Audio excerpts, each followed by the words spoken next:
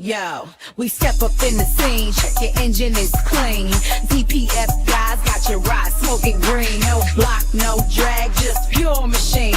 Come show us your truck, we'll make it pristine. We just wanna know, can your diesel uphold? Bring something dirty, we'll turn it to gold. Okay, hey there. All right, welcome to my ear thing fell out. Welcome to our DPF Guys Sunday Live, and I'm just kind of trying to switch things up a little bit.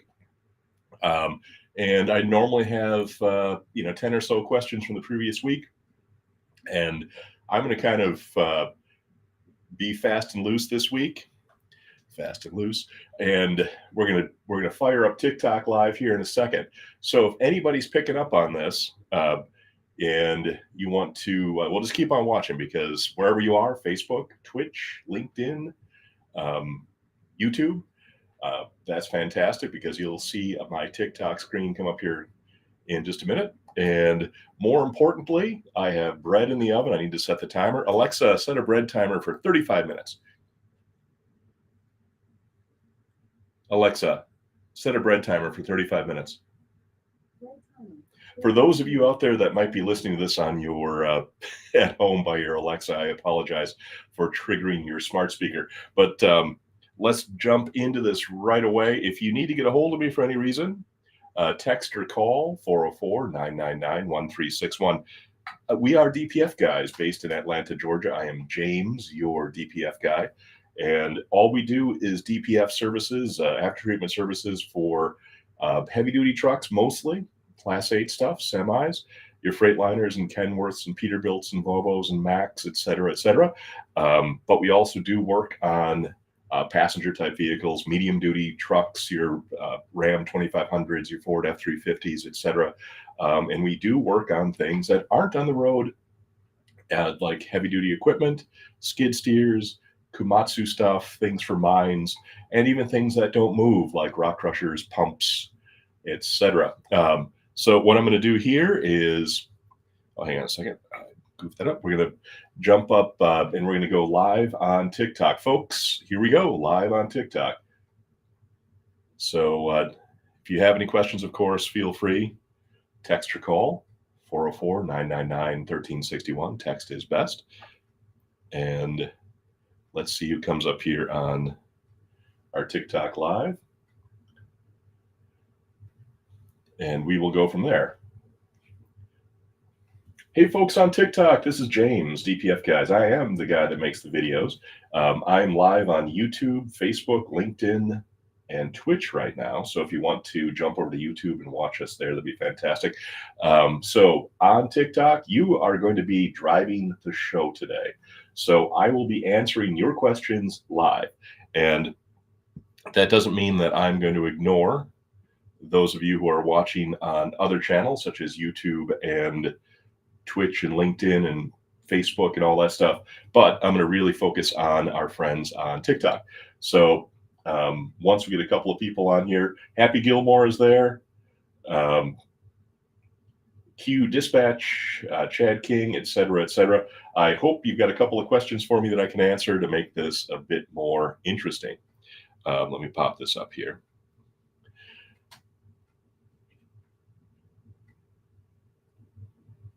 Everybody on TikTok who is joining right now, I really appreciate it.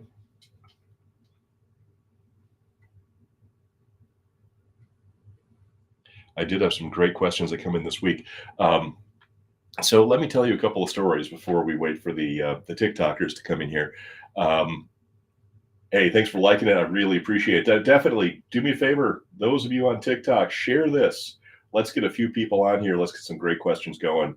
And thanks for tapping on here and giving us some love by the TikTok likes. Okay, we got some good questions coming in here. Phenomenal. Let me switch over to that, and then we can talk directly to you, and I'm not staring away from you.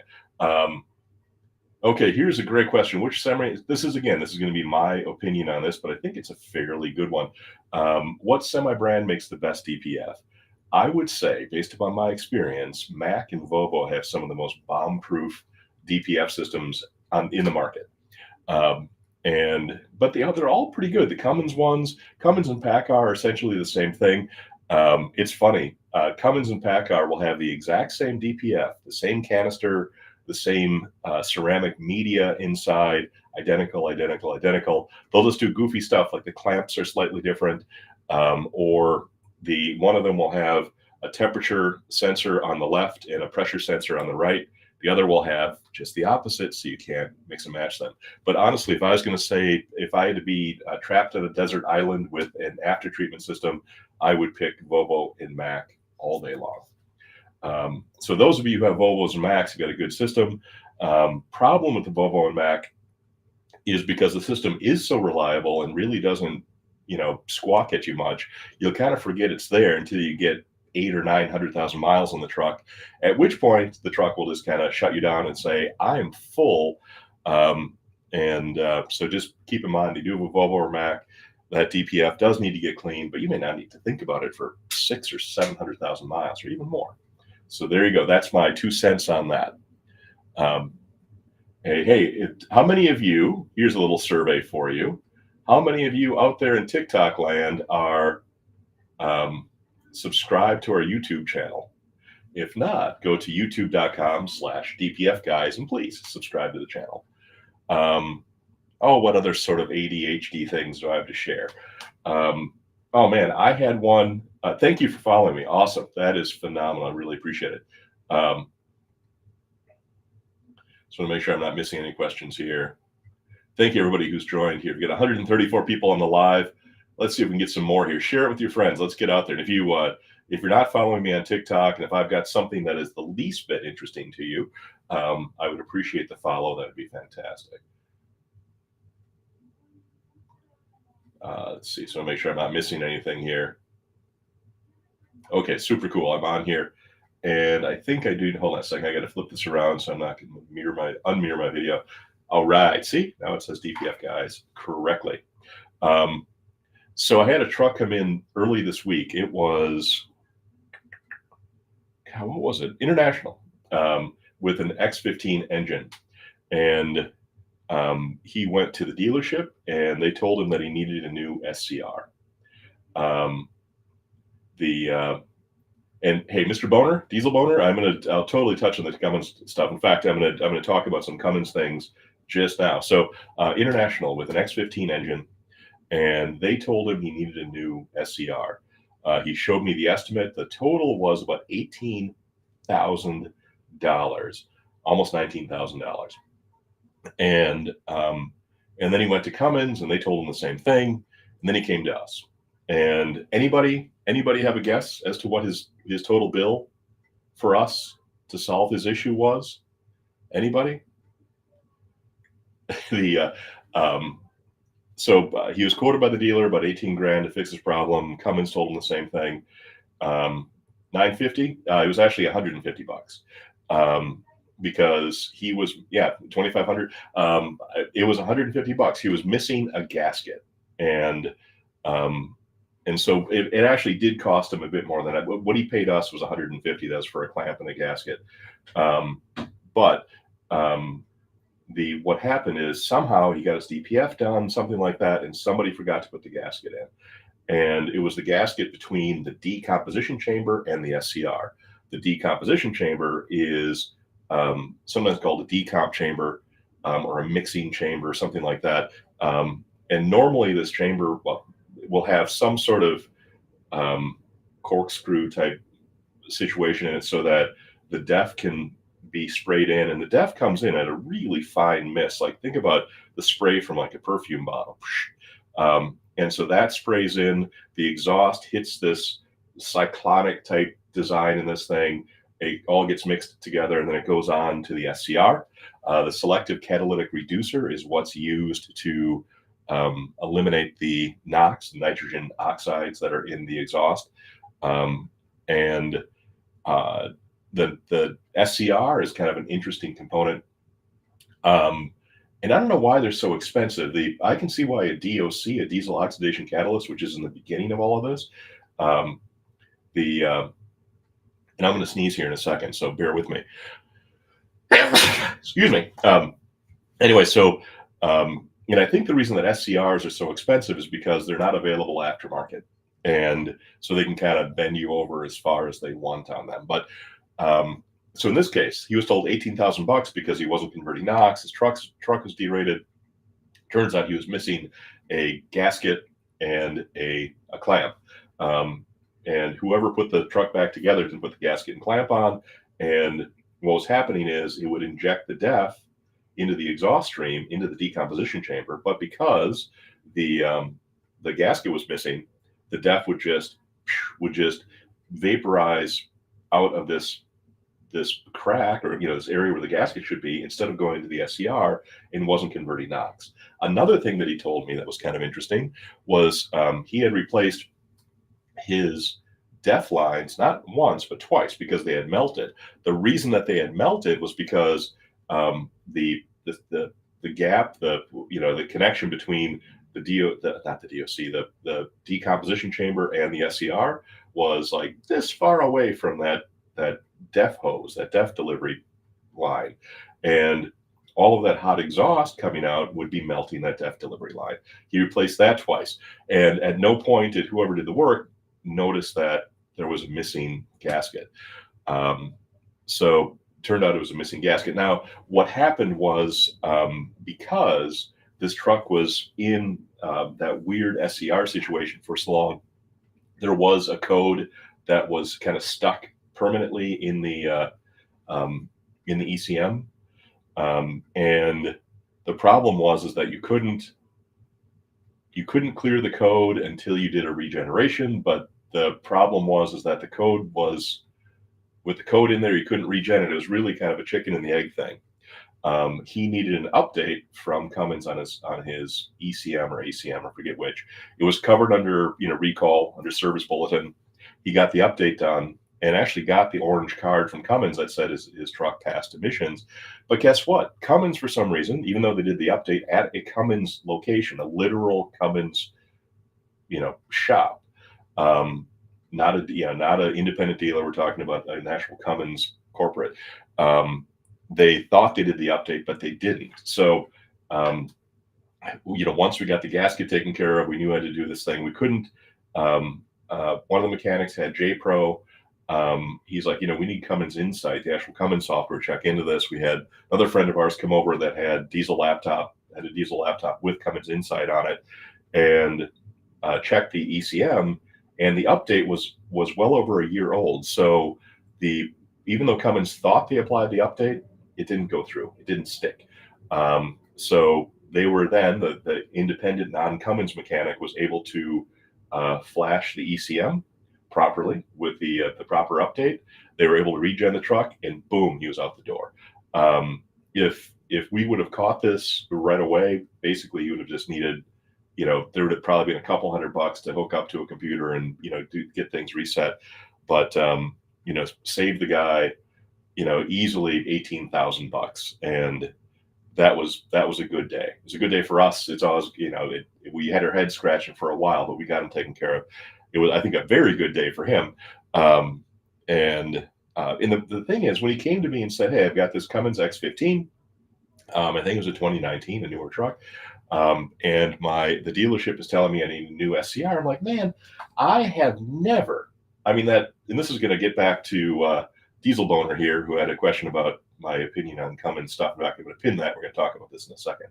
By the way, I love you guys. Thank you so much for all your support, for watching my videos, for for the happy stuff you say, and even when you pick on me, that's still nice. Thank you for doing that. All right, so Diesel Boner. So I'm going to circle back to this, just like Jen Psaki or whatever that heard the circle back lady was. So he's like, the dealer tells me I need a new SCR.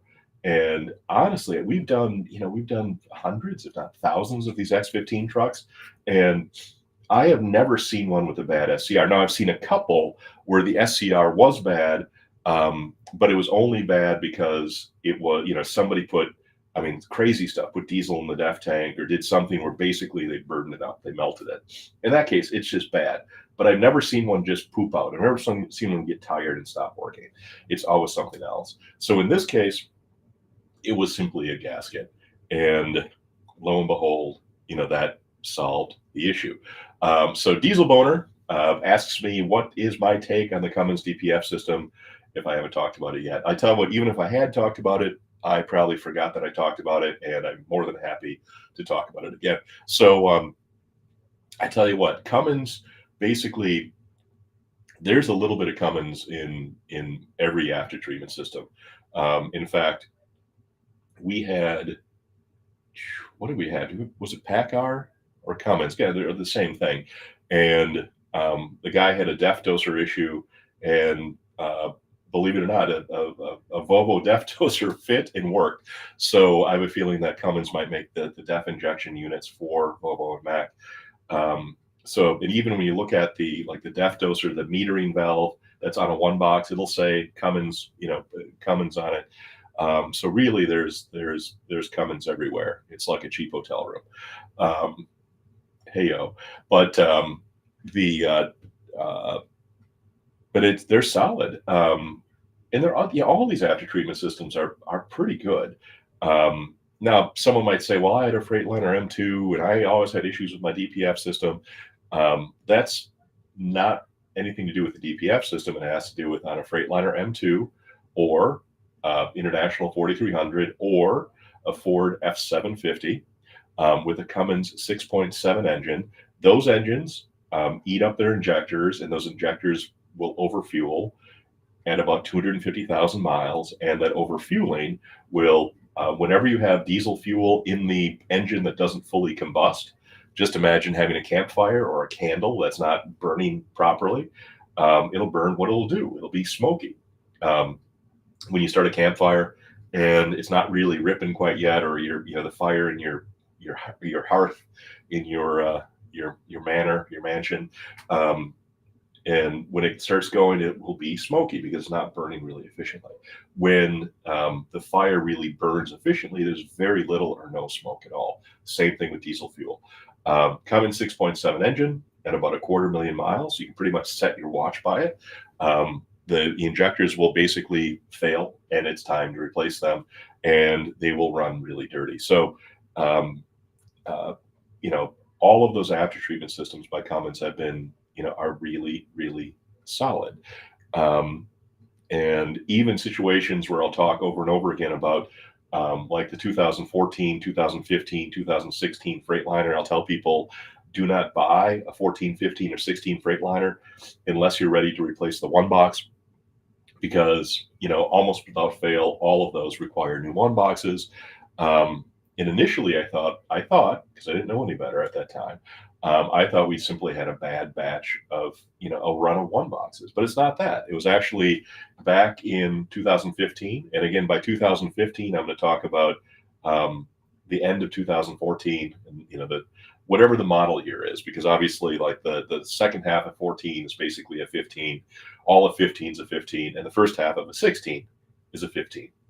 All of those had what a mechanic refers to as a hot fuel map.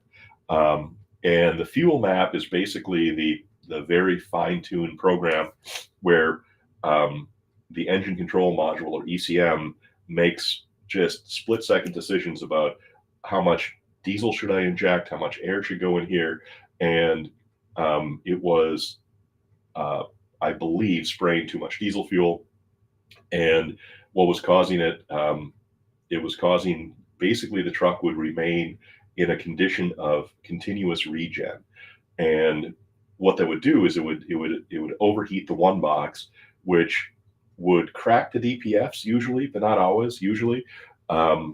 But that's not that big of a deal. I mean, obviously having to buy DPFs when you don't have to, is money you shouldn't have to spend, but the DPFs are designed to be replaced. The DOCs, which are, basically the exhaust, comes through your engine, out your turbo, down into the, through the DOC, through the DPF, around the corner, down into the SCR. The DOCs are pretty temperature resistant. You can run them hot, and it doesn't really affect them too much, as long as you can get them so hot that they'll melt. The DPFs will crack if they get too hot, if they get thermally shocked and get cracked that way. But the SCRs have are more sensitive to high temperatures. In fact, I've heard a number of 1200 degrees Fahrenheit, I've heard 1250 degrees Fahrenheit, that if you ever see a temp spike on your SCR on a Freightliner with the Detroit engine in a one box, you can basically guarantee that you'll need a new one box because the SCRs are shot. But again, that wasn't a one box failure. That wasn't an after treatment issue. That was an engine issue that broke the after treatment. So, yeah, I would say that if I was going to say, like, who do I think is the, gets the gold medal for the quality of an after treatment system and reliability of after treatment, I would say Volvo and Mack get the gold. Just a hair below that would be, the Cummins and PACCAR type system, Detroit. I'd probably say Cummins and PACCAR, same thing, just different flanges on the DPF and DOC, or on the DOC. So they take a different clamp, and then oftentimes the sensor bunds are flipped. So temp sensor here, pressure sensor here on PACCAR, and vice versa on Cummins, or however that works. So I would say silver medal would go to Cummins, gold medal to Volvo Mack, silver to Cummins, and right behind them for the bronze would be the one box on the Detroit. And again, it's not that there's anything that I find that's necessarily wrong with the Detroit after treatment system on the Freightliners, like with the Detroit engine. It's just that it's a little more complicated, than the Cummins ones. There are fewer parts on that one box that can be replaced. So if something fails that can't be replaced, you end up having to spend more. Versus on a Cummins, you can buy a DOC separately, you can buy a DPF separately, you can buy an SCR separately if need be. You can't do that on a one box. There's basically on the 5th generation one box, and the newest one boxes, they kind of simplified it a bit. They made it a bit smaller. It's about 20% smaller.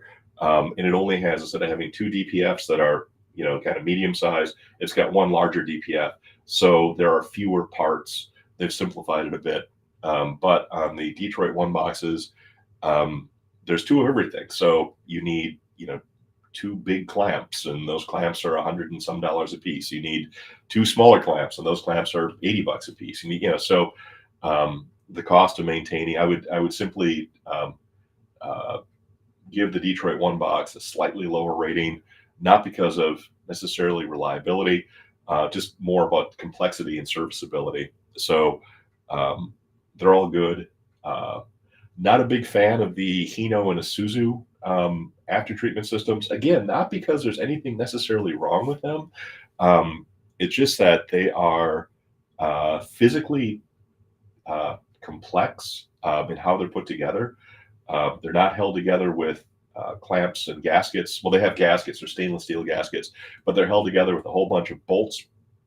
And there's a lot of, it looks like a tuba, and there's a lot of pipes and, heat shields and things like that. A little more challenging to service, especially if they're being driven someplace up north where you have winter and salt. I tell you, when a rusty Hino or a Isuzu comes in, I really want to jump off a bridge, because that is gnarly. And surprisingly, when you talk about Volvo and Mack, as expensive as Volvo parts are, Mack parts are, their after treatment parts are actually surprisingly affordable. I remember once I broke the plastic door that covered the DEF tank on one of our customers' Volvos, and had to replace it. And good night, that little piece of plastic was like $300. It's ridiculous. But when you get down into the after treatment, there's really not many parts to worry about. The temp sensors are relatively inexpensive. You can replace them all individually. It's not like some of the Cummins where you have 3 temp sensors all going back to one module. So if one temp sensor is damaged or fails, you need to replace all 3 of them, and it's kind of an expensive proposition. The NOx sensors on the Volvo and Mack are similar in price to anything else. And the pressure differential sensor is all of, $80 from the dealer. So it's pretty decent. So gold medal goes to Volvo Mack, Silver goes to Cummins PACCAR, bronze goes to Detroit, and the participation trophy goes to our friends at Hino and Isuzu. And again, not because there's anything wrong with them, it's just that they are a bear to work on. So how do you like them apples? All right.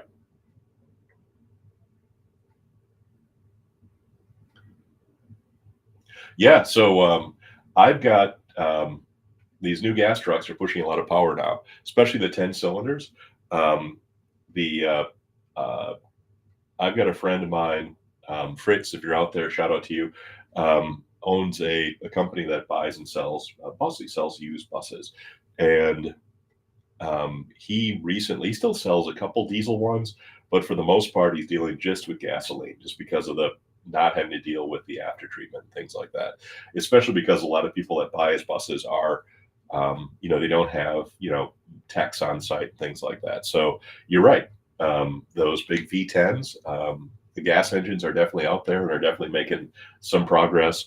I don't know if you're going to still get 1 million miles out of a gasoline engine, but if you can, if your cost of ownership is not any greater with a gasoline engine, I can totally see that.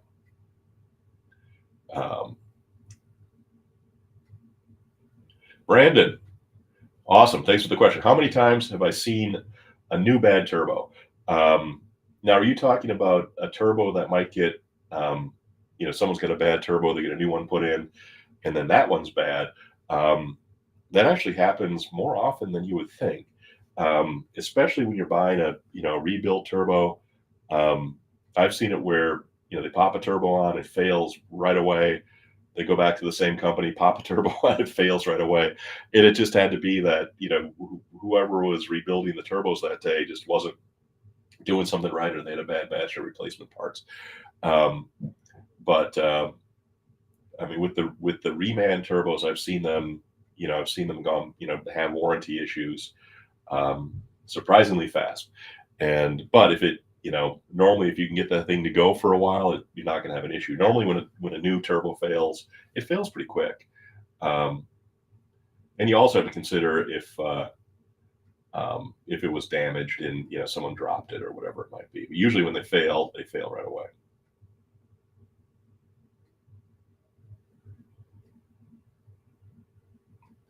Have you ever baked an SCR for DD15?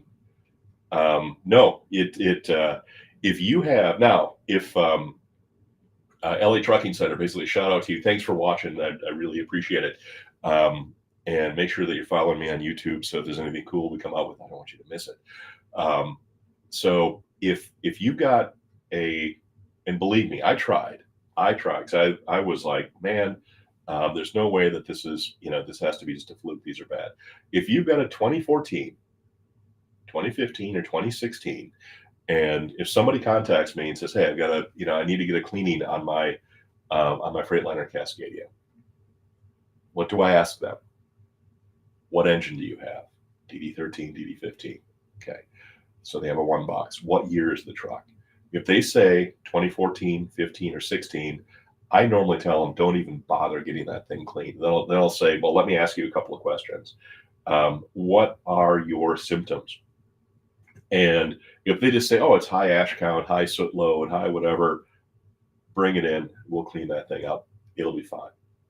But if somebody contacts us and says, I've got a 2014, 15, or 16 Freightliner, and I need to get it cleaned, and they'll say, why do you need to get cleaned? They'll say, well, what's happening is the truck is bobtail, runs great, lightly loaded, flat road, wind at my back, runs great. But I get 20, 30, 40,000 pounds in the back, and I start to go up a grade. Ping, my lights come on. Ping, DEF quality code. Ping, SCR efficiency. Ping, NOx conversion. Truck derates. They pull over. They regen it. And then chug, chug, chug, chug up the hill, go back down. Everything is dandy until they hit that hill again.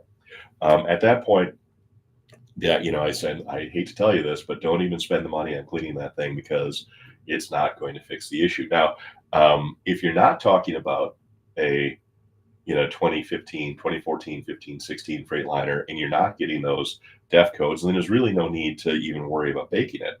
But if it's anything but that 2015 vintage Freightliner, and the problem is that you had a cracked filter and you pushed a bunch of soot in your SCR and done what is called poisoning your SCR, 100%, we can fix that all friggin' day long.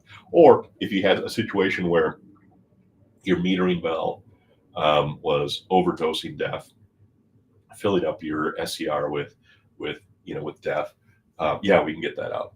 So if the cause of the problem is poisoning due to soot buildup, which was caused by a cracked filter, yes, we can fix that. But again, we'd always say, why did your filters crack? What will normally happen is, I'll say, have you had your valves adjusted? Have you done the overhead, which is on the Freightliner, you're supposed to get done around 600,000 miles. If the truck has not gotten the overhead done, what's going to happen is you will have low compression in one or more of your cylinders. You will be overfueling the system and overheating your DPFs, causing them to crack.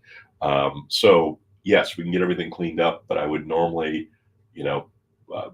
tell people before you address the symptom down in your one box, such as the cracked DPF or burning the soot out of the SCR, you want to make sure you get that overhead done. Otherwise, you'll crack your DPFs and repeat the problem. So to answer your question, it doesn't matter how many times you bake a 2015, a one box from a 2015 Freightliner, you're not going to solve the issue. If it's anything else, it was plugged up with soot, we fix that all the time, and we're very successful with it. So no, you can't, if it's 2015, you can bake that thing every day, all day, and it's not going to fix it. I wish it would, but it doesn't.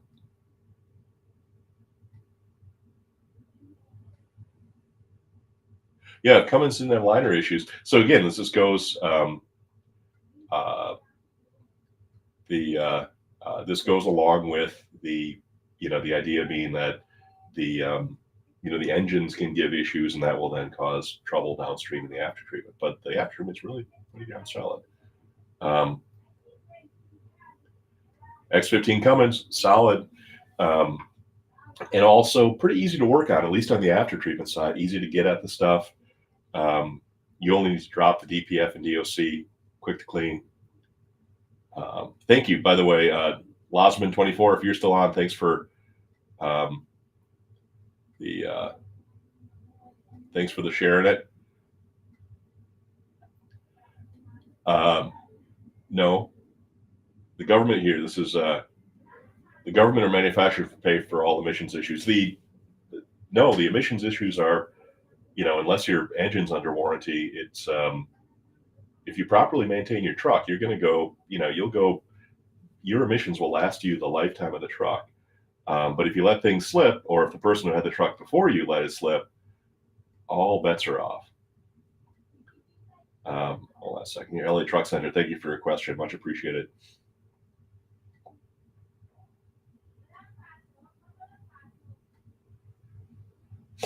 Yeah, X15, solid. So here's one. I'm just going to kind of pin this up here. We had one of our customers, Clinton Kirker, if he's on here fairly often, had a Freightliner Cascadia with an X15. He went over 600. We actually went to 600,000 miles before he had his DPF cleaned. But he was having something with the cam rollers or whatever. He had a strange amount of wear in his engine, which we were kind of mystified by. I don't know if that's an X15 issue or not.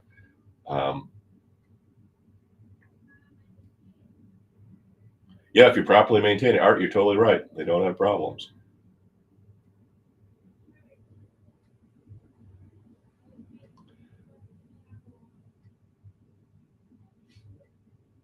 Okay, can you bake SCR for low SCR efficiency codes?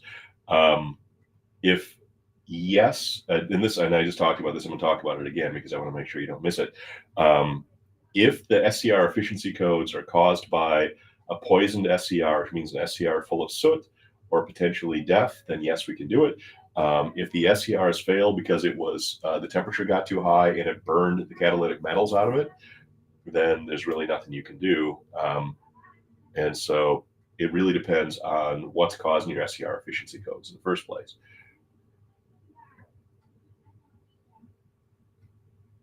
Looking through here, make sure I've missed anything. I know I probably have. Do I feel a DPF reduces engine life? No. If it's normally, the DPF won't reduce engine life. Now, other things will. I do believe that, but it's, there's more maintenance that has to be done, obviously.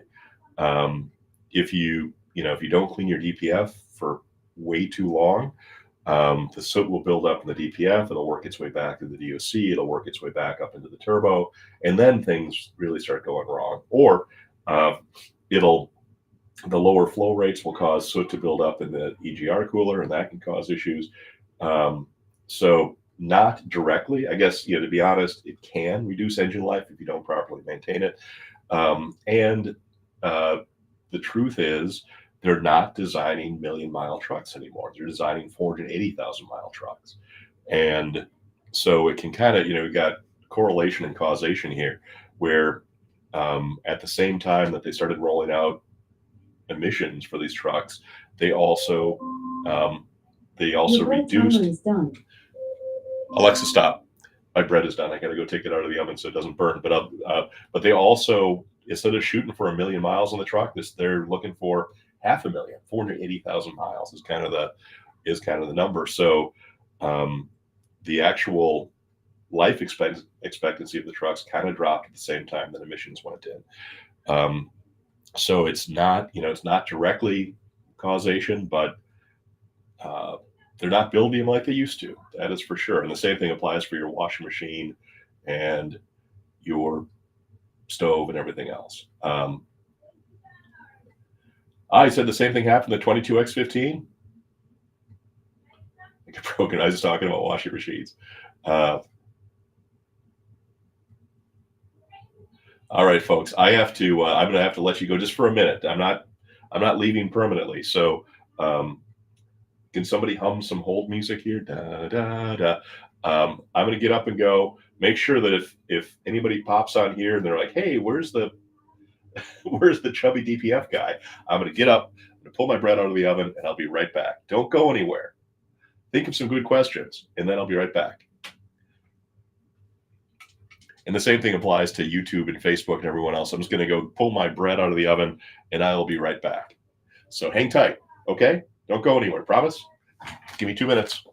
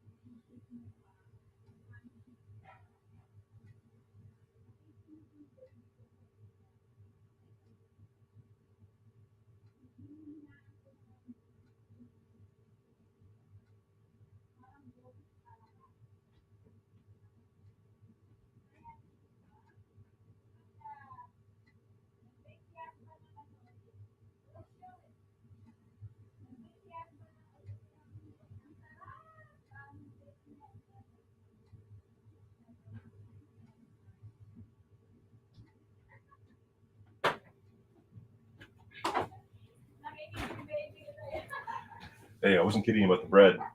See? Okay, I'm going to put this over to cool. I'll be right back.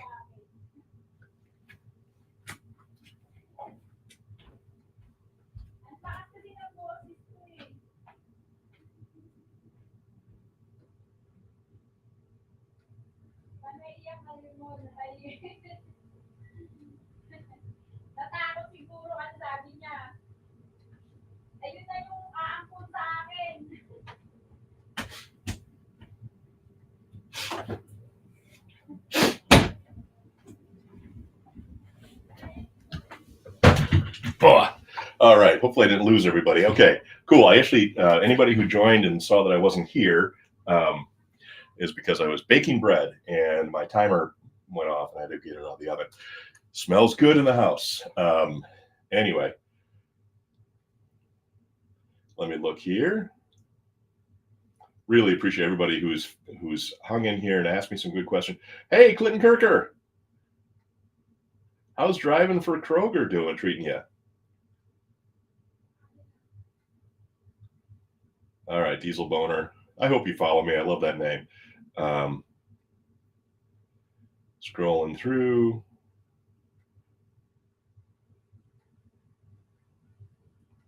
Hey, so B-Town 104, are you still here? B-Town 104, are you still out there? Let me know where you're at. 2022 X15, I'm curious if you had the issue with the SCR that I was talking about.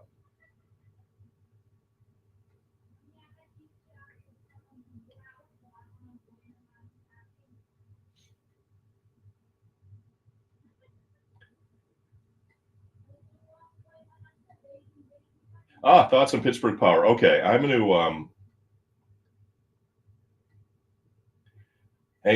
hold that thought. Okay, trucker, I'm going to touch on that. Thank you for following me. Much appreciated.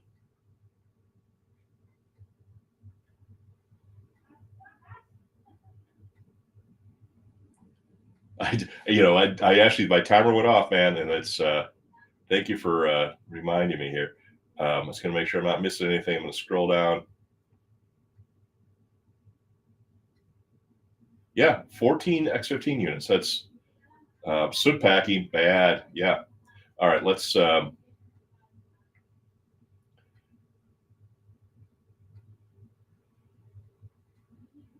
showed you the bread. It's. I'm glad I showed you. Hopefully you saw it.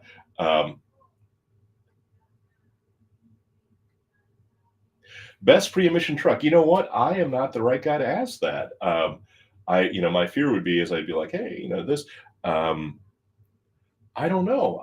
It would really be a matter of what would be the most modern engine that would be in a pre-emissions truck. I'm not certain. It would really, if you've got a pre-emissions truck, you've got something that's prior to 2007. So you've got a truck that's almost 20 years old. So then the question to be is, what about the other stuff on the truck? Transmission and everything else. And so what's out there that, where the rest of the truck holds up really well?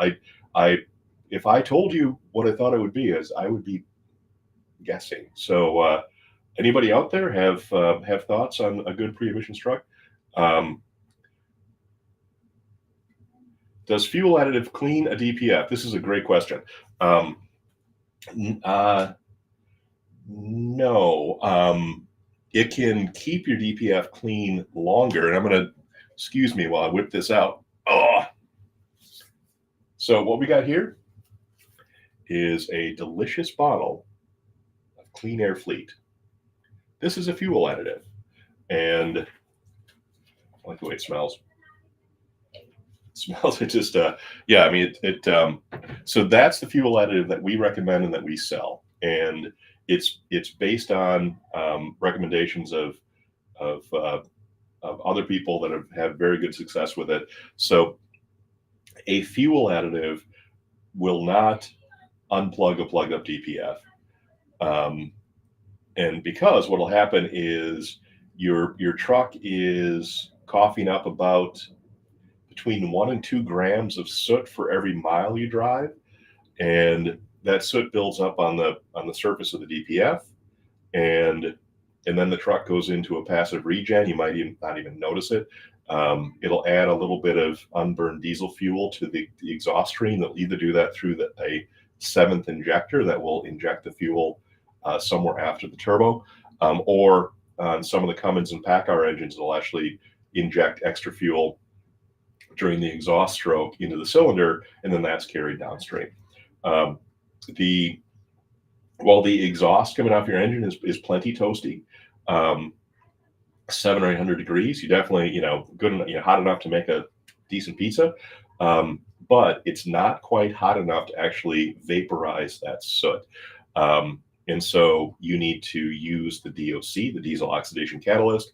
And when that extra bit of unburned hydrocarbon, as they call it, which is diesel fuel, comes down that 800 degree exhaust stream, hits that DOC, the catalytic metals inside the DOC, which are three things usually: platinum, palladium, and rhodium. Those nanoparticles of metal will then bump that temperature from the 700 or 800 from the engine. It'll bump it up to 1,000 degrees, 1,100 degrees, and that's hot enough to burn off the soot that's built up. Now, it's a pretty darn efficient process. It'll burn practically 100% of that soot off, but it'll leave a little bit behind in the form of ash. Just think about using your Weber grill. You put in a big mound of briquettes, you light those things on fire, you make your burgers and brats and whatever else you have, throw your corn on there, have a delicious barbecue. You then let that burn down. What do you have? You've got a white, fluffy ash. And again, maybe the pile that you put in there was this big, and now you have, but you have ash. And no matter, you could pour lighter fluid on that ash and light it, whatever, you could hit it with a torch, that ash is not going anywhere. And that's the same thing with the DPF. The soot will, and also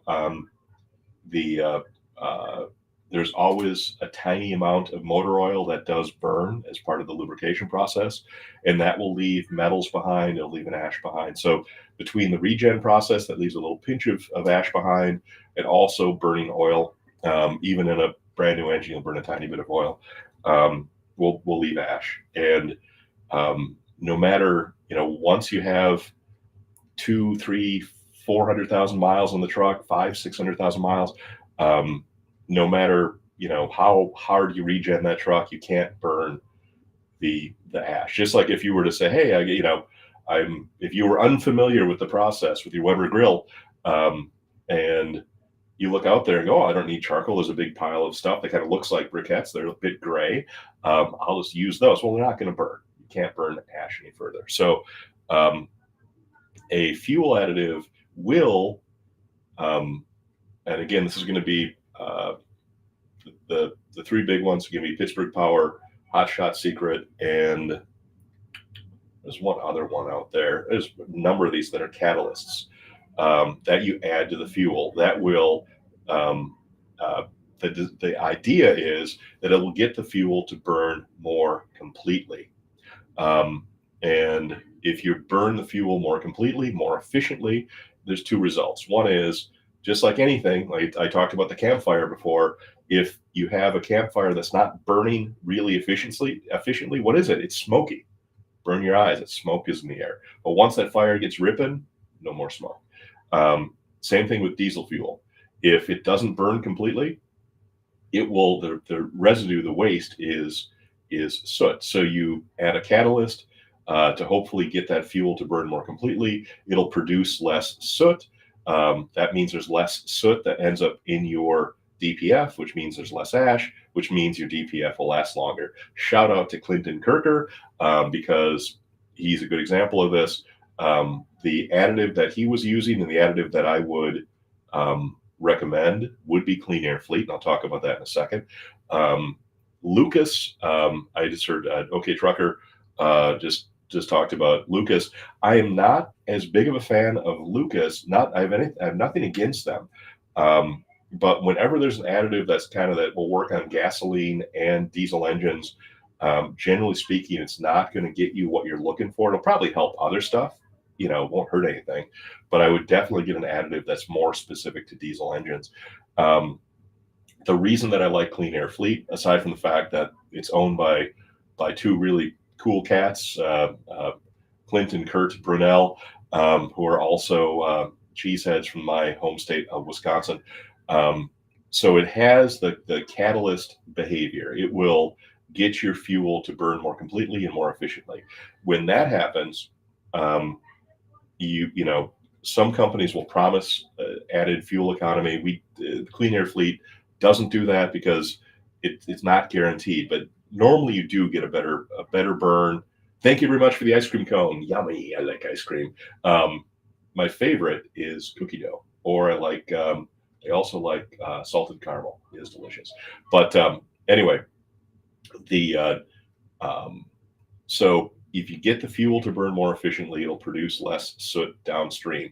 Also, if you get the fuel to burn more efficiently, there's more bang for your buck because you're getting more.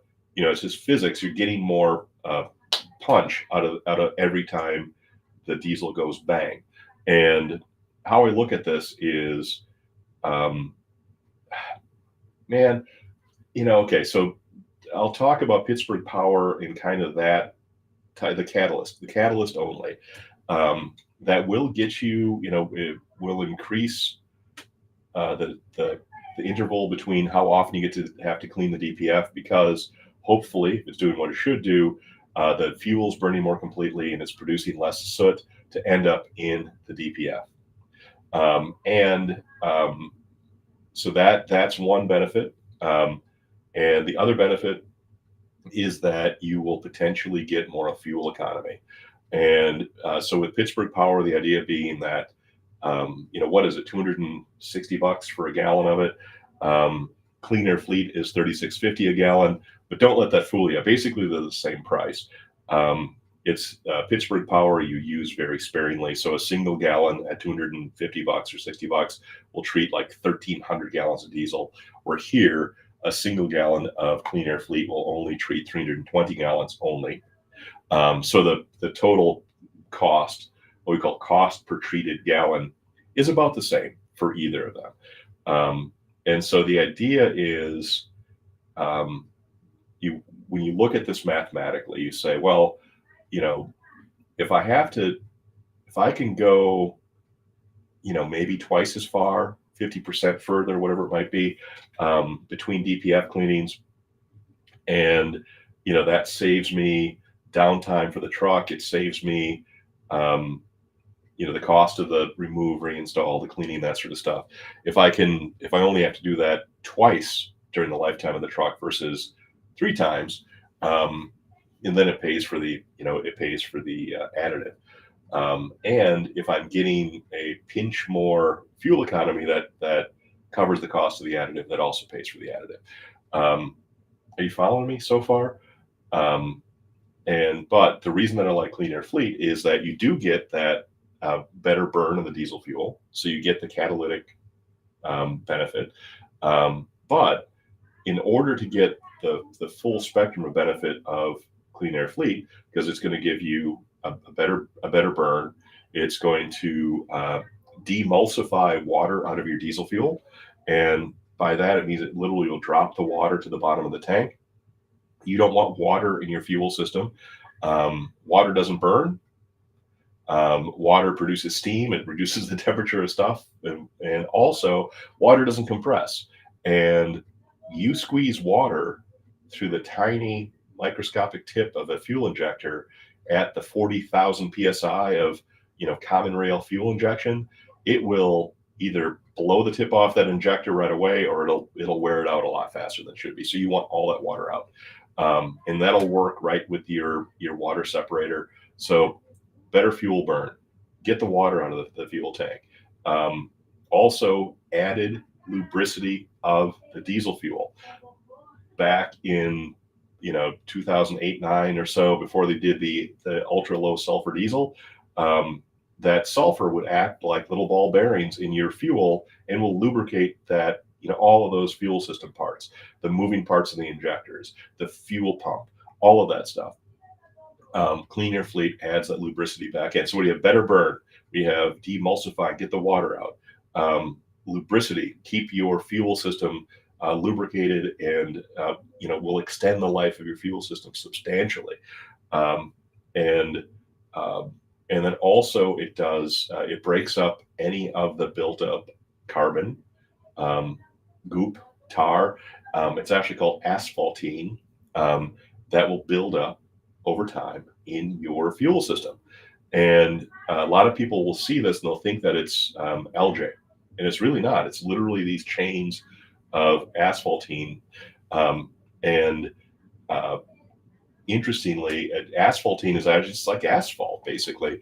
And that's part of crude oil. And asphaltene is refined out when they make gasoline and diesel and other stuff off the crude oil. And where does it come from? It is produced when that crude oil is under high pressure and high temperature, when it's underground waiting to get pumped out. What's in your engine? High temperature, high pressure, ding, will cause asphaltene buildup. So it'll also, the clean air fleet will also break up the buildup of the crap that will build up in your fuel system. So what do we have here? What did I talk about? Better fuel burn, which means that there's less soot for your DPF. Also might get a little boost in fuel economy. Not a bad thing. Demulsify the water. Get that water out of your fuel. That's 2. 3, lubricity. Replace the lost lubrication that was provided by the sulfur that they took out of the diesel fuel. That's 3. 4, break up any of the carbon deposits, the asphaltene that's in your system, and also prevent it from building up again.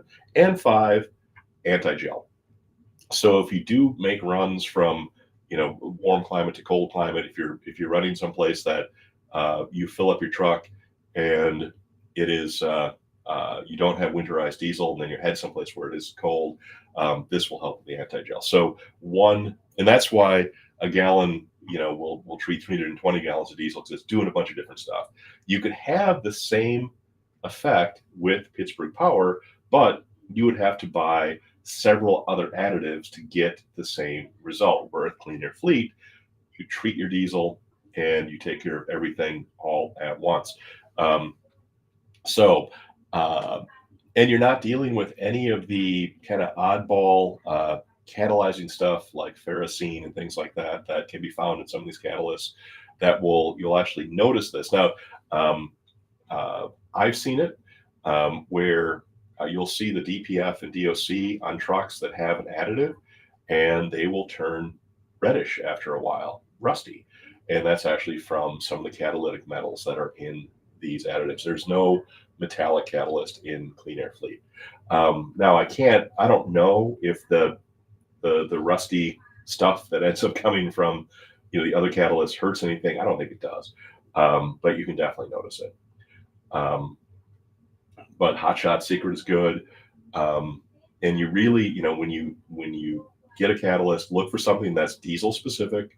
Look to see what it all does, and when I look at Clean Air Fleet, again, 1 gallon will treat 320 gallons of diesel fuel.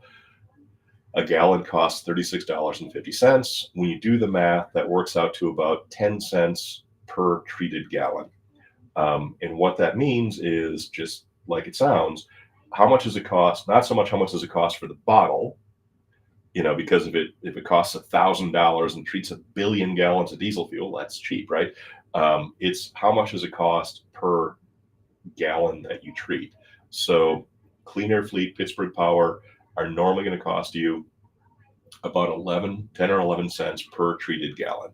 And the goal is, if we can get you a bump in fuel economy, that will make the cost for the additive practically a wash.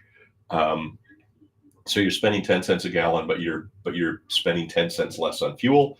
Now that pays for the additive, and then everything else comes along for free. And the idea being that you only have to come and see me once every 600,000 miles versus once every 300,000 miles. You're going to have a much longer lifespan of your fuel system. Hold on a minute here. I'm sliding this over to make sure I'm still alive. Boom. Good deal. And you get all of that stuff working for you. If you want to get, I'm giving a 10% off discount on Clean Air Fleet.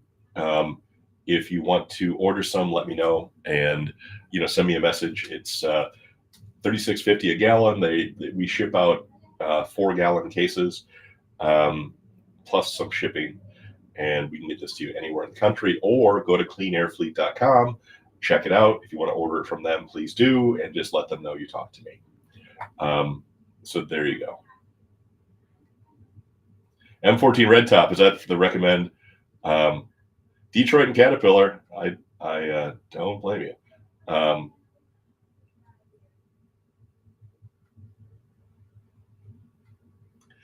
Okay, Trucker, it's my pleasure. I try to return the favor as much as possible because I learned so much from all the mechanics and everything else.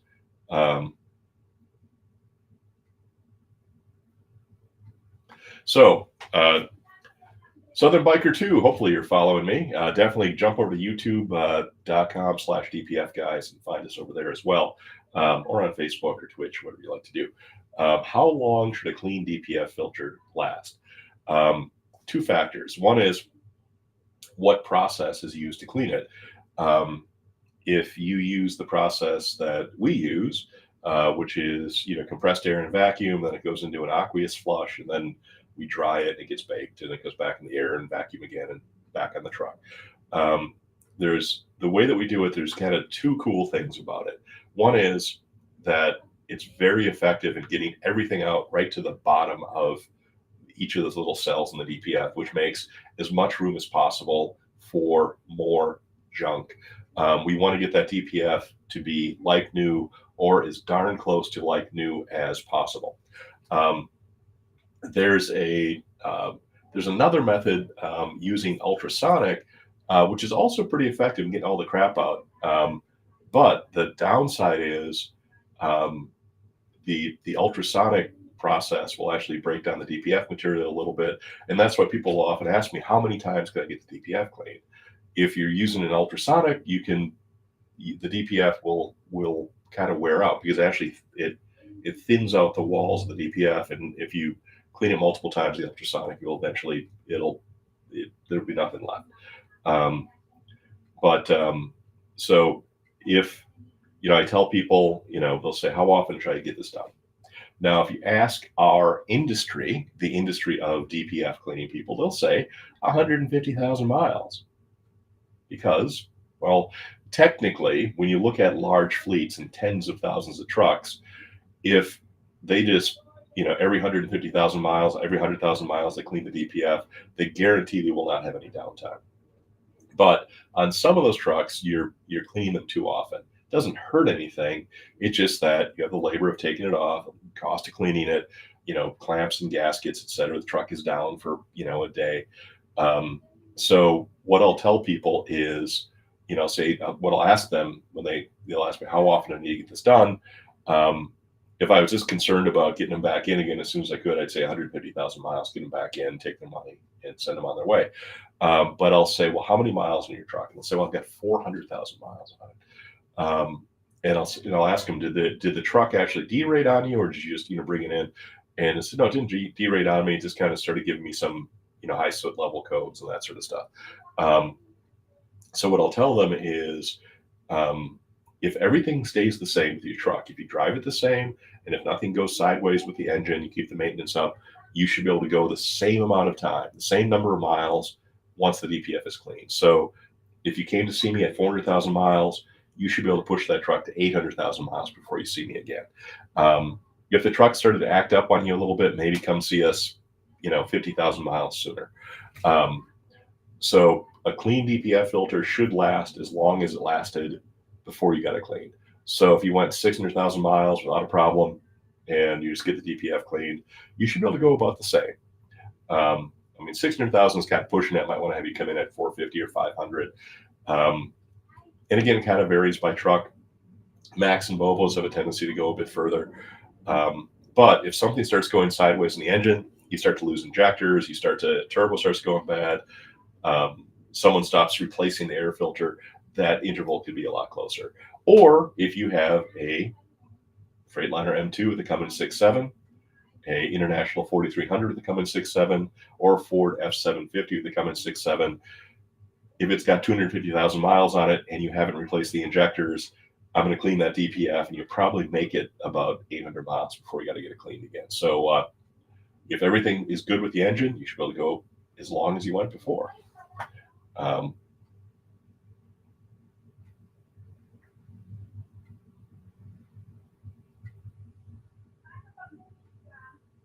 Yeah, doser injector issues will toast. Absolutely, they'll toast a DPF.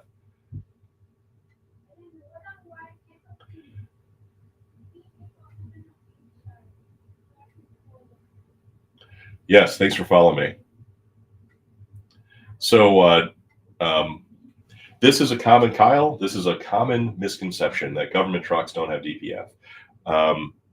We actually we clean DPFs for a Marine base down by Savannah and for an Air Force base. Really, only 2 military bases that we do it for, but we clean plenty of DPFs for government vehicles. And again, that's going to include fire trucks, SWAT command and control vehicles, ambulances, buses, snowplows, and we also monitor all of the government bids, and the government is one of the biggest consumers of DEF. So if they don't have DPFs, where's all this DEF going? That being said, there are exceptions for tactical and national security type vehicles, and that's going to be, the Humvees and the MRAPs and the armor personnel carriers and the trucks that pull the tankers for the helicopters and things like that, and that can also include, an F-350 patrolling missile silos. But they do have exceptions for Department of Defense tactical vehicles, but they don't have. But there's not just some blanket exception that says if you have a government license plate, you don't need a DPF. That's simply not true. So that so just be aware of that.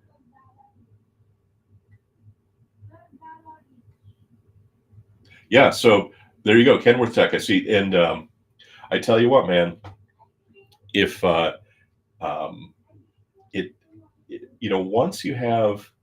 once a driver, once someone has a little bit of knowledge about it, you would be amazed at how you can reduce the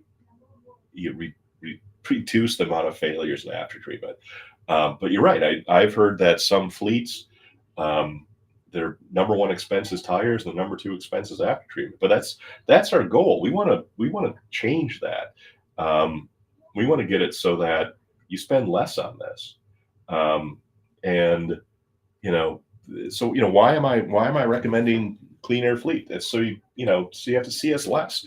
I always tell my customers, I hope to see you again, but not too soon. And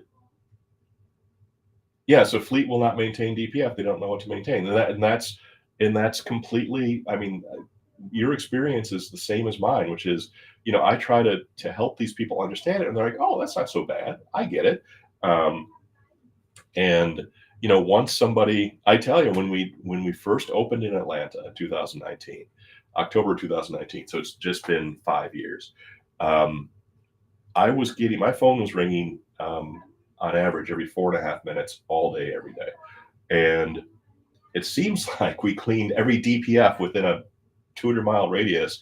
And now we're not seen as it's like, once we can help people understand how to better maintain this stuff, we can really make a lot of those problems go away. And for me, the cost of what we do is not tremendously high. I mean, yeah, it's, like I said, you're gonna spend, again, understand, don't quote me, get a price for me. Someone might be watching this video 2 years from now and go, really? You told me it'd be this much. But let's say in round numbers, Truck Parking Club, you guys are awesome. I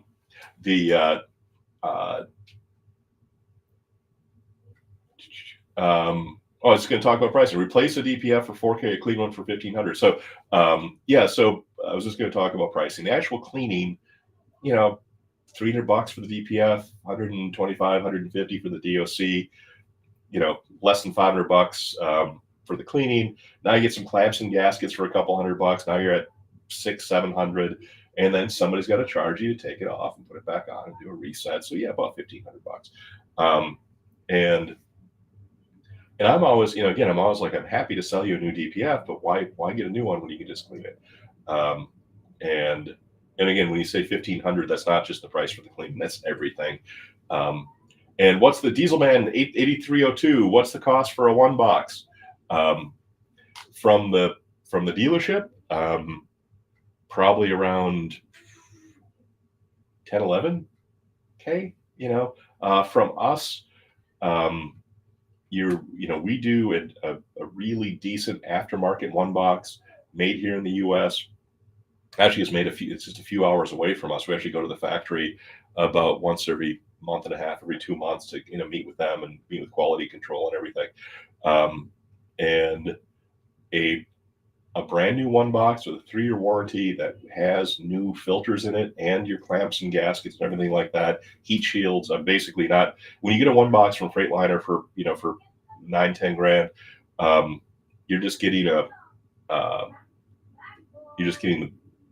DOC, SCR, and you still have to buy all the other stuff. But you're probably, pretty typical pricing, $8,500 to $9,200 for a replacement one box. The only thing it doesn't come with is a harness and sensors. We can get the sensors, and the harness would come from Freightliner. And the harnesses can be anywhere from $175 for the slightly older ones. The newer ones that have the great big connector on them are a bit more, $500 or so. But 8-9 grand for a new one box, and you're good to go. X15 389 Pete, $14,245 out the door for a complete replacement of everything. Yes, it's California compliant, absolutely. The only thing is, because it's aftermarket, it's fully compliant. However, California doesn't allow us to ship aftermarket. It doesn't allow us or anybody to ship aftermarket parts into the States. So what we have to do is we ship it to Reno, pick it up there, and away you go. So we're not in Columbus yet, but we are going to be there soon, hopefully. And we're working on, I tell you what, man, every day we're working on getting more, getting out there so we can help people. DPF additives decrystallize the system. I don't think the additives can decrystallize the system. And you really want to know what's causing the crystallization in the first place.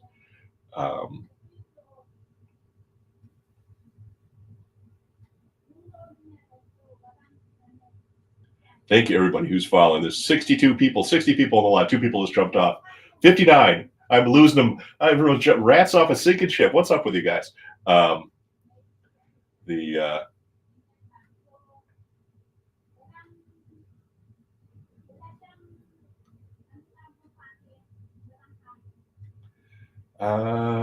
Decrystallizes. I would be very curious about that, because I don't think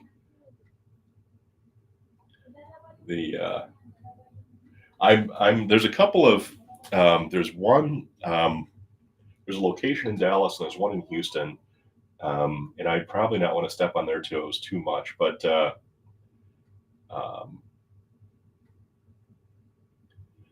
we've got a location in Green Bay. Actually, it's a friend of ours. It's not us at this time, but we're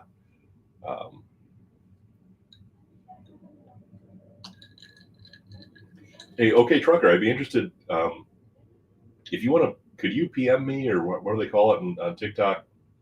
What they are? I'd love to learn more about them. What about Pittsburgh Power? Another question about that. So Pittsburgh Power will cause your fuel to burn more efficiently, more completely, and which hopefully will gain you a little bit of fuel economy, and hopefully that added fuel economy will offset the price of the additive, or at least take a chunk out of the price of the additive, because it's not cheap. But then the idea is, if you can get your fuel to burn more completely and more efficiently, it should produce less soot, which means that you should go longer between DPF cleanings. But I recommend Clean Air Fleet, and that's what we sell. And there's a lot of reasons why we sell it, aside from the fact that it works, and it's made by a small family business out of Wisconsin, and run by a couple of really nice guys that are super knowledgeable.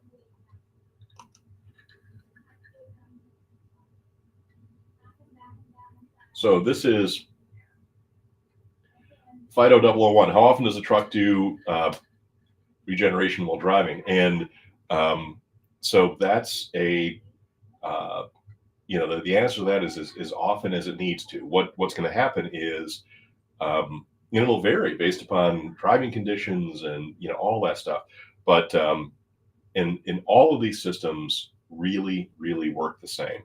And what it's going to be looking at is the pressure differential between the inlet of the DPF and the outlet of the DPF. Now, on the Freightliner Cascadia with the Detroit engine, or the Detroit DD13, DD15 engine, it's actually looking at the differential pressure of not just the DPF but also the DOC, because that's important to remember, because if you've got a Detroit engine and a one box and you're having these, it's doing all these regens and crazy stuff that really seems to trace back to a dirty DPF, and you just clean the DPF,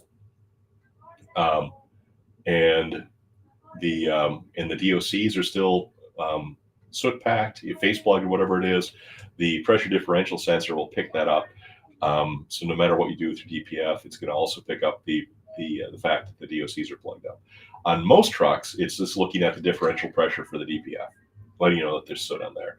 So you're driving the truck. Once those numbers hit a certain amount, and it can detect that the DPF is not flowing like it should, it goes, hey, there's a little bit of soot on here. I'm going to do a quick passive regen. It will normally do that until the numbers get to where they want, where the pressures get back to what's good, and then it goes back. So it might, again, it might do a passive regen once a day, a couple times a day. The passive regens really don't, let's let the truck do what it does.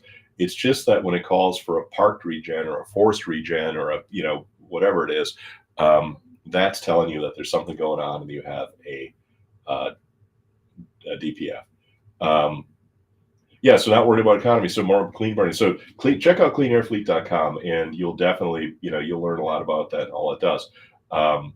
And yes, I mean, Pittsburgh Power, there's a lot of people that like it, and it does what it does what it says it's going to do. It definitely is a catalyst. It definitely gets that diesel fuel to burn better. And I never discourage people from using it. If they're not using anything, I will, encourage them to try Clean Air Fleet.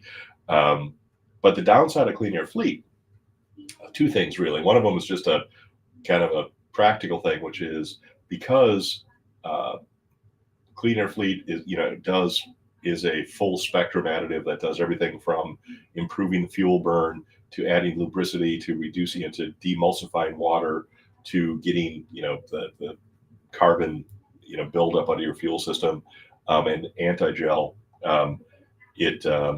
A single gallon treats 320 gallons of diesel, where a single gallon of Pittsburgh Power does just one thing, will treat 1,300 gallons of diesel. And again, the gallon of Pittsburgh Power is more expensive than the gallon of Clean Air Fleet, but they end up costing the same when you talk about how much it actually costs to use it, cost per treated gallon. A single gallon of Pittsburgh Power, in your truck, in the in the storage area of your truck, takes up a lot. You'd have to have basically 4 gallons of Clean Air Fleet to treat the same amount of fuel as Pittsburgh Power. That can be beneficial. Also, Clean Air Fleet is currently, and I'd like to actually get it in more locations, obviously, is not available everywhere, where you can get Pittsburgh Power at many truck stops and things like that. It makes it easier to buy it. So William, if you have, if you have easy access to, one of the places where that sells Clean Air Fleet, like you go to Wisconsin, get it right from the supplier. There's a place in Illinois that sells it. There's one in Michigan. There's one in Ohio that I know of. There's getting more and more of them out there. We sell it out of Atlanta. Of course, it can be shipped, but you may choose to use Pittsburgh Power or one of the other ones because it's more readily available in your area. But look up Clean Air Fleet, learn about them. That'd be great.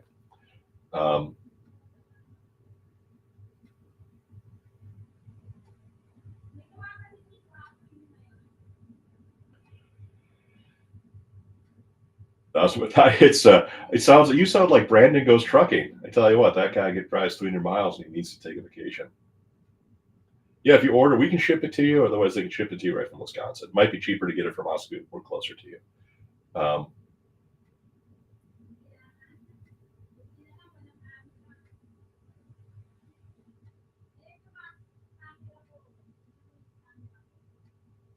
Okay, so what are the symptoms of a clogged DPF filter? And it's basically the first symptom you're going to see is the truck will the truck will ask for a parked regen. And while I really like the guys at OTR Performance, the problem is when you get yourself your own little, regen tool, whatever it might be, like OTR Performance. The problem is, the truck calls for a park regen. You pull over, you regen it, regen. And what people don't realize is the first time your truck calls for a park regen, it's telling you it's time to get the DPF cleaned. Now you don't have to do it that day, but you probably should plan on getting it done in the next week or two. But what happens is you do a park regen, and then 2 weeks later you do it again, and then the next time will be 10 days later, and then a week later, and then you're doing it every day, and then you're doing it 5 times a day, and eventually it won't regen at all, and now you're on you're getting towed someplace. So if your truck calls for a park regen and you can't remember the last time you got your DPF cleaned, get it cleaned. So that's that's my advice on that. And like I said, or another one is, people will buy a truck from a fleet, and I won't name names, but there's a fleet that happens to have orange trucks out of Green Bay, and the name rhymes with Biter. And I just tease because they're actually a great company. Their trucks, they put a lot of used trucks back on the road, and they're well maintained. But they sell the trucks at about 400,000 miles, and from an accounting standpoint, that's when the truck is fully depreciated. So that they want to buy another one and start to depreciate that truck. And at 400,000 miles is when you start to do some of the more major maintenance stuff, such as cleaning the one box.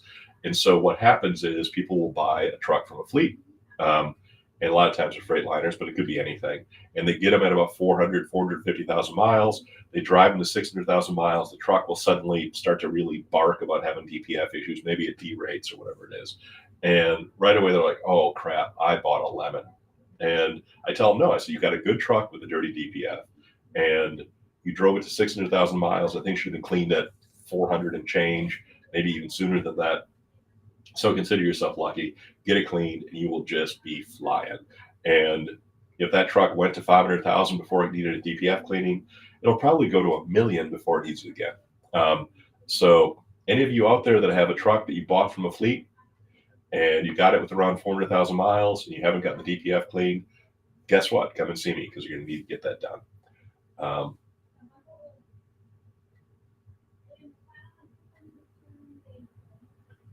Hotels at night, so no. Right now, our only shop is in Atlanta. I hate to tell you, but we're looking at Savannah, which will still be in Georgia, New Orleans, the exciting city of Des Moines, Omaha. So hopefully you're going to be seeing us in more places soon. More to come on that. So 2017 F350 6.7 just turned 100,000. From your point, when should I look at cleaning the DPF? I would not bother with that until it asks you for it, until it might throw a code. So what I'll recommend is run an additive on that. That'll help buy you a lot of time. Make sure that you keep your air filter clean. Make sure that you use an OEM air filter. Other than that, I mean, run an additive, use OEM air filters, unless you plan on keeping that truck to, 300,000 miles. I bet you're probably going to trade that thing in before you need to get it cleaned. But if you do need to get it cleaned, we can definitely help you out with that, and we can do it pretty quickly. How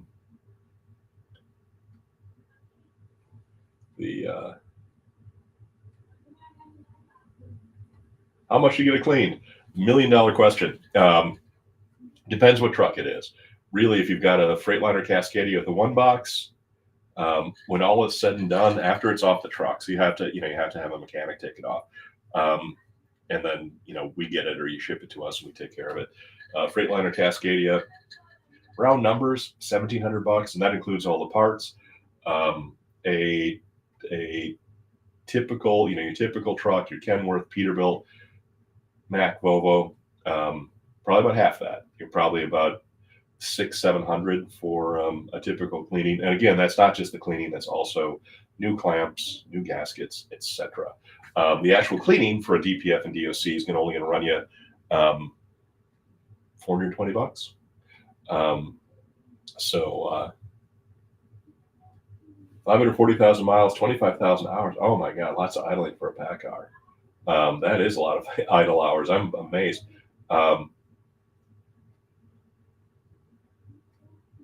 So how do you clean the SCR in a one box? Very carefully.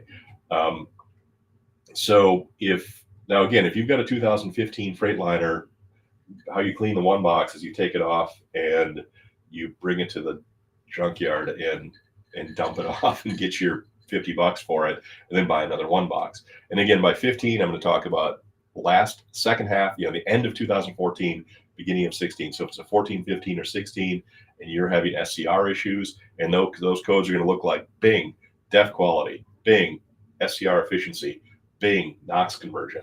And those codes pop up when the truck is laboring, like hauling some weight up a hill. But if it's not that, if it's just where something went wrong through DPFs, is letting a lot of soot through, got a bunch of soot in your SCR, we'll strip that one box down, pull all the sensors out of it, completely take it apart, and then we'll use compressed air and vacuum to really blow everything out. And then that thing gets put, and we've got a big oven it goes into. There's actually a whole program we go through with actually baking that. We'll ramp it up to one temperature, and then ramp it, go to 395, 7 something. Then we go to 1112 degrees. We'll hold it there for 8 hours to make sure that heat gets all the way into the core of that one box and burns all that soot out of the SCR. Then we ramp it back down, we cool it, and then we chase everything out of it with more compressed air and vacuum, and then put it back together. But if it's a 2015, which is 14, 15, 16, we tell people don't even bother, because it won't do anything. You'll spend a lot of time and money and then have to throw it away anyway. So the cleaning process is always, the baking is the last step. And yes, that does have, that's actually part of the cleaning process, but the cleaning process is all about moving a fluid through all of the components. That fluid is going to be compressed air on the SCR and DOC, compressed air and vacuum. And that's also the case with the DPF. But in the DPF, we also use a liquid flush, where we use high volume, medium pressure, so 8 gallons per minute at about 110 psi, to chase all that, anything that's really hanging on in there, to get it out. And then everything's dried and then put in the oven. We watch for the cleaning process. We do a pin test. It's fairly typical. We test to make sure, we test it before and after to see how much is in there, how much we got out. And we do use a camera system to look, like literally eyeballs on this thing, to say, is there anything coming out or not? And we'll clean it till nothing else comes out. Then it goes into the oven, which takes anything that we missed, anything that's embedded in the DPF media itself. We fry that stuff out, and then we cool it down, and it goes back into the air blast system. So it's a combination, actually. Air, water, oven.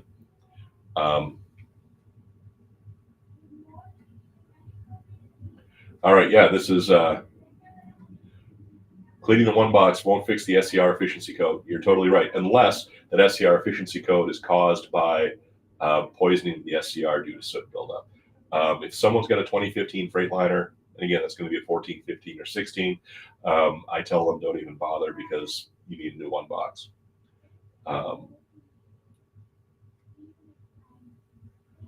Cleaning a one box, once it's off the truck, and this includes all of your parts and everything else, around $1,700, like 16 and change. And that's going to be cleaning everything, the DOCs, the DPF, the SCR, and it does include all of the parts. So when I talk about that price. Again, it doesn't include tax, doesn't include freight. We have to ship it to you. There's a couple of percent that's charged as a credit card, processing fee, however that works. Because if we get charged that, we kind of pass that on. But around $1,700, and there's no reason that if your engine is running good, that a cleaning of that one box should last you 400,000 miles. Plus or minus, maybe a bit more, maybe a bit less. So if you come to us and your truck has got 600,000 miles on it, and you kind of pushed it a little further than you should as far as getting that thing clean, as long as your DPFs are good and everything else is good, we'll get it cleaned, and come see us again in a million miles. I tell you what, we'd welcome you to drive down here. Would love to have you come down and see us. And I'm gonna see, can I post something here? Hang on a minute. I don't know if I can send anything.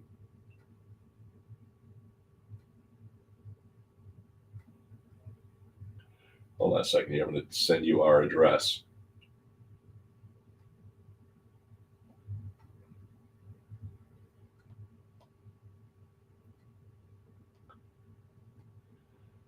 No. Hold on a minute here.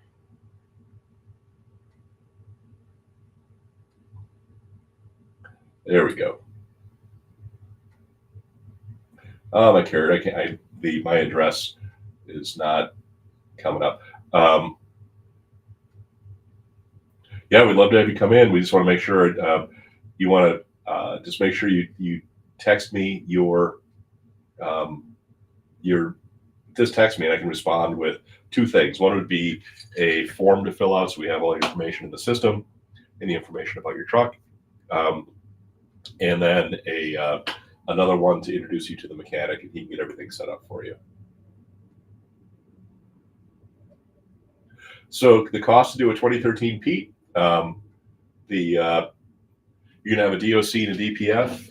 Once it's off the truck, to clean both of those would be about $450, $420, $125 or so for the DOC, $295 or so for the DPF, plus any necessary clamps and gaskets that you're going to require. And then the mechanic would normally charge, I don't know what, $800 for the 3 hours for the removal, reinstallation. So let's say for instance, you showed up tomorrow. You've got it all scheduled with the mechanic. He'll meet you there. You'll pull everything off the truck, goes right into the shop. We start on it. We get it done the next morning, 9, 10 o'clock in the morning. He comes back. So he's here 2 days. He comes back, puts everything back on the truck, makes sure everything is in there properly, hooks up his computer, resets all your codes. Boom, you are out the door. 24 hours.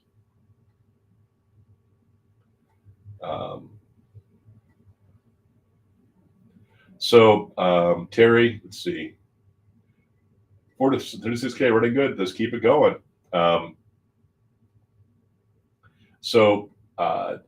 No, we can't unless we do a filter swap, or if you get new filters, we can turn it around the same day.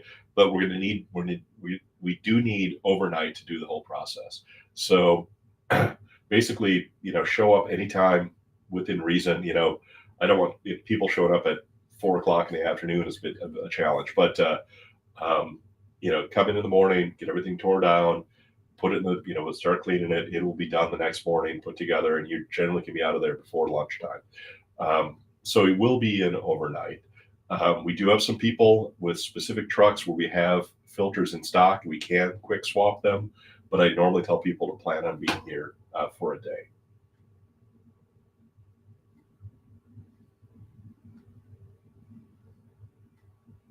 Party in Atlanta, heck yeah! I'll bake you all fresh bread. Clog DPF filters, throw in a code for inlet NOx. So user 129357283. What sort of truck you got? That would be very helpful to know.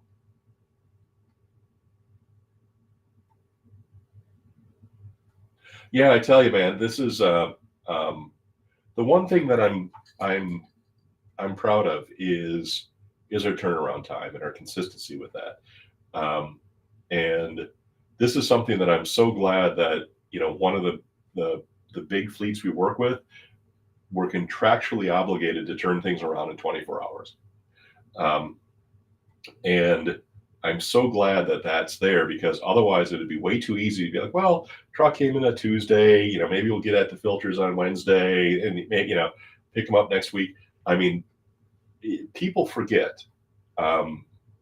People forget, the dealerships forget, mechanics forget. They forget that if your wheels aren't turning, you aren't earning. I just talked to a guy and talked to him on Friday. I'm going to meet up with him at the junkyard. Believe it or not, I'm going to help him find a new one box for his 2013 Freightliner. His truck has been parked for 2-3 months as he's been trying to get it fixed. And I mean, what the hell? I mean, you still have to pay your insurance for your authority. You still have to pay your rent or mortgage. You still have to pay your kids' braces. Still have to pay for your car note, everything like that. And it's too easy to forget. We're just like, the truck comes in, we'll park it along the fence. It'll sit there for a couple of weeks. We'll bring it in, and you have to understand that that truck is someone's livelihood. And, it's one thing when someone's got a fleet of 100 trucks and they can have 2 or 3 of them down at any given time. It's no big deal. If you're an owner operator and that truck is your business, you can't just, have it in the shop for a month, so that's why we don't rush. We're not going to try to hurry. We're going to get it done. We have processes in place where that truck can come in and we can very comfortably get it back to you the next day. Now, sometimes things go wrong, or, there might be a part we need.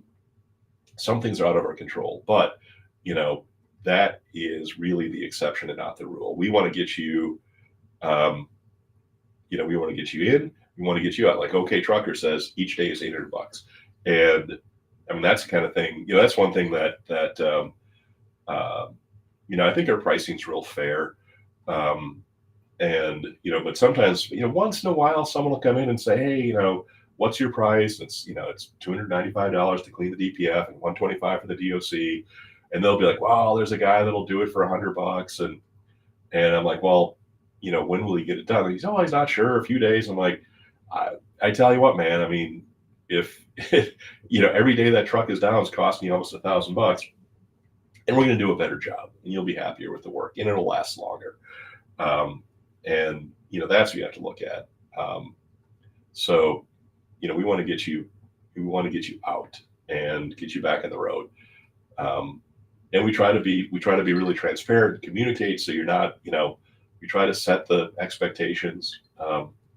We're like, yep, it'll be ready tomorrow or not. Or if it's not ready, we let you know. But that doesn't happen very often. In fact, we can probably go for a couple of months and never have a case where we don't get it done the next day.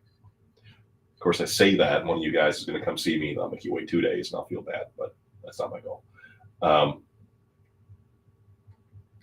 So your truck makes 1,000 or more a day, 100%. And the problem is when your truck is down, I guess you don't have to pay for fuel, but you got to pay for everything else. Or maybe you're staying in a hotel, or, whatever it is. I mean, it's just like, that truck needs to be, and that's why I always tell people, plan your maintenance a little bit. Don't let it plan it, don't let your maintenance plan itself for you. So there you go. 279,000 miles so far, so good. Max mileage. The bills don't stop. You're 100% right. That would be nice. The truck was off the road and everyone's like, your insurance agent goes, don't worry about it. The bank goes, don't worry about paying your loan. We understand your truck's off. No, all that stuff keeps coming. And so we want to get you back on the road and keep you on the road as long as possible. Like I said, I want to see you again, just not too soon.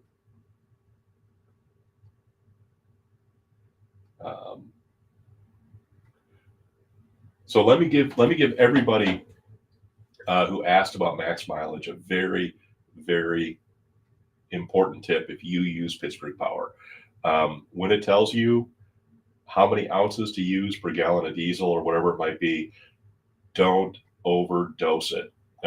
That's one thing about Pittsburgh Power and this other catalyst is they have a very specific dosing ratio. Again, it's it's 1 gallon per 1,300 gallons. It's like 1 to 1,300.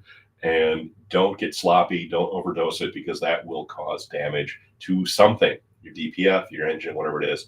Only use what you should use. On Clean Air Fleet, in fact, we intentionally overdose it the first time you use it. We double up on it.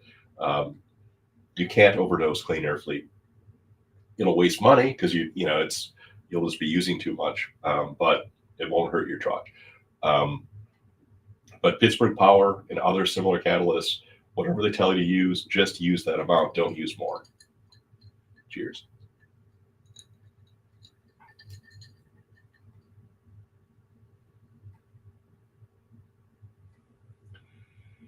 And Clyde, so inlet knocks, I would say you've got a bad knock sensor if you're getting inlet knocks. And keep in mind, those knock sensors are fairly sensitive pieces of electronic equipment. They can, it's easy for them to fail. If they get dropped at any point in the, while they're being shipped, or, someone pulls one off the shelf and drops it on the ground, I would definitely, if you're getting inlet knocks, it is definitely a knock sensor code. You probably have a bad knock sensor. Otherwise, if the DPF is so plugged up, it can cause issues with the flow, which would potentially cause issues with NOx catalyzation. And also on some trucks, the X15s, one of them, the newer models, have safety features built in where if the DPF is plugged to a certain level, it won't regen, because it's worried that the plugged up DPF will back up the exhaust and potentially overheat something and cause a fire. So a lot can, really start popping up when you get a dirty DPF. Yeah, so and you're not the only one who has not heard of the clean air additive. So there you go, cleanairfleet.com. Check it out. And of course, we have it in stock in Atlanta. You can also order it as well. Yes, you can pick up Clean Air Fleet at our shop. We always have it in stock. When we ship it, we always ship it in 4-gallon cases. If you want to pick it up, you can pick up, 1 bottle at a time. I would normally recommend starting with more than one. I'd start with 4 or 2 or whatever it is, so that you actually start getting the results. Because if you only get a gallon, that's only going to treat 320 gallons of diesel fuel, which might only be 1.5 fill-ups. You want to make sure you run that long enough to actually let it work. Another thing that often happens when people start using Clean Air Fleet is their performance will increase and then decrease. They get concerned. Well, what happens is, because it's dissolving all this gunk in your fuel system, it will plug up your fuel filter. And what happens, you pull the fuel filter and it's really like, holy cow, there's a lot of junk in here. It's because it was flushing it all out. And you put a new fuel filter in, you're good to go. So yeah, you can pick it up at our shop, $36.50 a gallon, plus tax, title, license, and credit card fee if there's any. And just let us know ahead of time so we can have it ready for you. And you get a hat, which is kind of cool. Yeah, definitely go to cleanairfleet.com and read more about it. I've got a couple of articles about it that are being posted as well. And anybody out there who's on the live still, thank you very much for sticking in here. Really appreciate it. I want to make sure that I remind you to not miss us on youtube.com/DPF Guys. And if you're not following me on TikTok, what's wrong with you? Follow me, please. And definitely check out our videos. Thank you for following me. Much appreciated. Thank you very much, Carl. That is awesome. But tell you what, I can smell the fresh bread, and I need to make stew. It's going to be stew season. But thank you everybody who came on the live. Much appreciated. Thank you everybody who followed me. And I'm going to say goodnight to everybody here.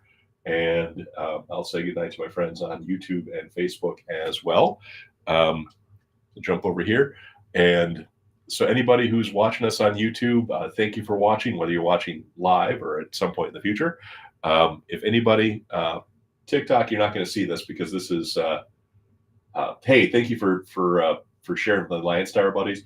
I love the Landstar guys. Those guys are great. So thank you for sharing that. And I'm going to pop this up for the people on YouTube.